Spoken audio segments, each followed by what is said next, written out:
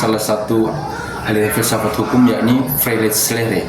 Tanpa memperpanjang kata, saya akan langsung saja masuk ke pembahasannya. Aliran Friedrich Schiller atau ajaran hukum bebas merupakan penentang paling keras positivisme. Aliran ini muncul terutama di Jerman dan merupakan dari proses dialektika antara ilmu hukum analitis dan ilmu hukum sosiologis. Aliran hukum bebas berpandangan bahwa hakim mempunyai tugas menciptakan hukum. Penemu hukum yang bebas tugasnya bukanlah menerapkan undang-undang, tetapi menciptakan penyelesaian yang tepat untuk peristiwa konteks, sehingga peristiwa-peristiwanya akan dijelaskan sebagai berikut. Berikutnya dapat dipecahkan menurut norma yang telah ditetapkan oleh hakim.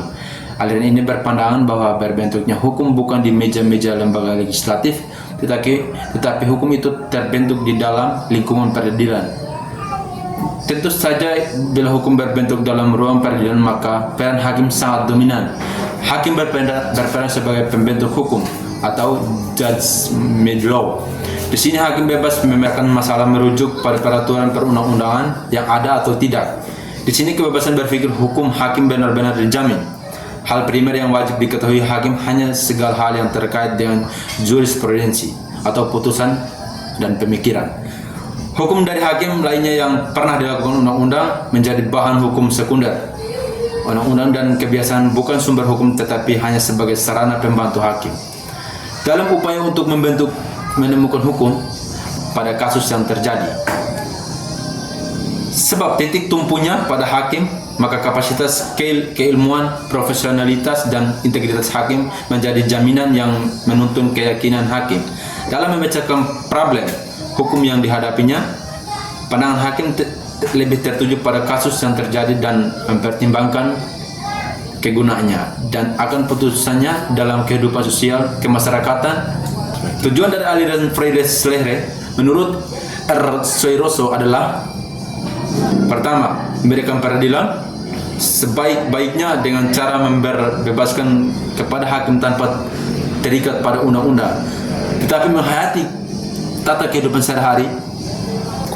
Yang kedua, membuktikan bahwa dalam undang-undang terdapat kekurangan yang perlu dilengkapi. Yang ketiga, agar hakim dalam memutuskan perkara didasarkan kepada cita keadilan. Aturan hukum bukanlah sebuah keputusan yang berbobot. Aturan ini tidak bisa diandalkan menghadapi sebuah kehidupan yang dinamis. Kebenaran real bukanlah terletak pada suatu peraturan perundang-undangan, melainkan suatu kehidupan yang nyata. Sering ada banyak kebenaran yang seolah meminta suatu kepastian yang lebih baik dalam kasus tertentu. Saya tidak jarang bahwa ada kebenaran-kebenaran lain yang lebih unggul disebandingkan kebenaran yang disodorkan oleh aturan formal. Dalam hal ini, seorang hakim harus mempertaruhkan kearifannya. Hakim harus memenangkan kebenaran yang menurutnya lebih unggul, meskipun harus mengesampingkan aturan formal.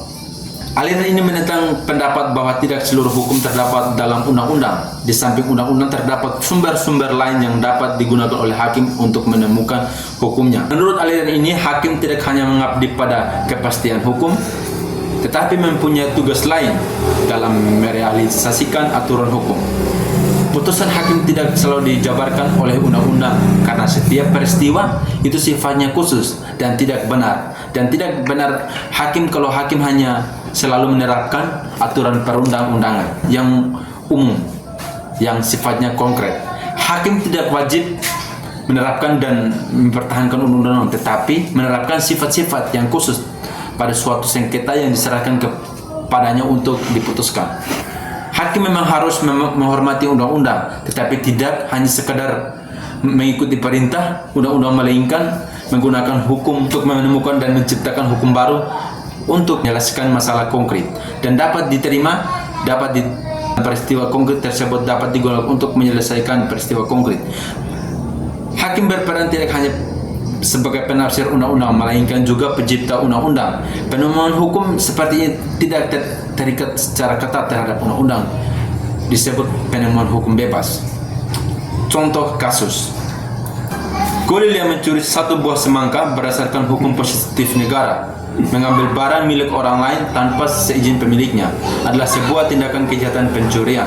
Dalam kasus Basar Khalil, ini aparat penegak hukum, terutama kepolisian sebagai pihak yang menerima laporan dari korban atau pemilik semangka Darwati, bersikeras menggunakan pendekatan legal formal sebagai mana diatur dalam Kitab Undang-Undang Hukum Pidana atau KUHP, terutama pada pasal 363 ayat 1, kasus pencurian semangka yang dilakukan oleh Basar Khalil menjadi contoh nyata penerapan hukum positif di Indonesia meskipun perbuatan tersebut tergolong sepele dan ada upaya perdamaian.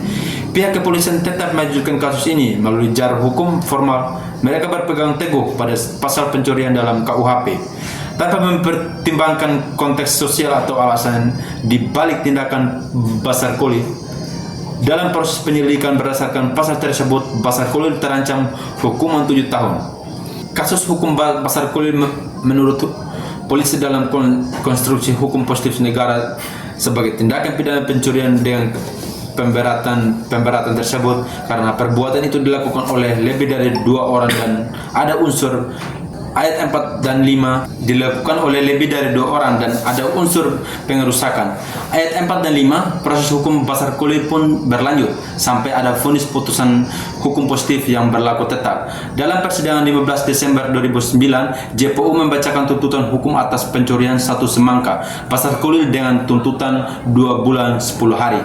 Namun dalam persidangan 16 Desember 2009, Pengadilan Negeri memvonis Basar Khalil dengan hukuman 15 hari dengan masa percobaan 1 bulan. Proses hukum berjalan sesuai prosedur dari tahap penyidikan hingga persidangan. Akhirnya Basar Khalil divonis bersalah dengan hukuman yang lebih ringan dari tuntutan jaksa. Namun proses hukum ini menuai kritik karena dianggap terlalu kaku dan formal, mengabaikan aspek keadilan dan kemanusiaan. Menurut saya, bila menganalisis kasus di atas berdasarkan aliran Freirechtslehre, maka putusan pidana yang dijatuhkan oleh hakim telah mengabaikan pertimbangan nuraninya atau keyakinannya. Hemat saya, seharusnya pelaku dibebaskan dari hukuman pidana karena pencurian tersebut dilakukan untuk memenuhi kebutuhan yang mendesak, apalagi hanya sebuah semangka. Aliran ini berpandangan bahwa terbentuknya hukum bukan di meja-meja lembaga legislatif, tetapi hukum itu terbentuk di dalam lingkungan peradilan. Tentu saja bila hukum terbentuk dalam ruang peradilan, maka peran hakim sangat dominan. Hakim berperan sebagai pembentuk hukum atau judgment law. Di sini hakim bebas memecahkan masalah dengan merujuk pada peraturan perundang-undangan yang ada atau tidak ada. Di sini kebebasan berpikir hukum hakim benar-benar dijamin. Hal primer yang wajib diketahui hakim hanya segala hal yang terkait dengan jurisprudensi atau putusan dan pemikiran. Hukum dari hakim lainnya yang pernah dilakukan undang-undang menjadi bahan hukum sekunder. Hakim harus bisa menciptakan hukum baru sehingga tidak hanya sekedar menjadi corong dari undang-undang. Hukum yang baik adalah hukum yang mampu memberikan rasa keadilan bagi masyarakat. Sebaliknya, hukum yang buruk tidak pantas disebut hukum.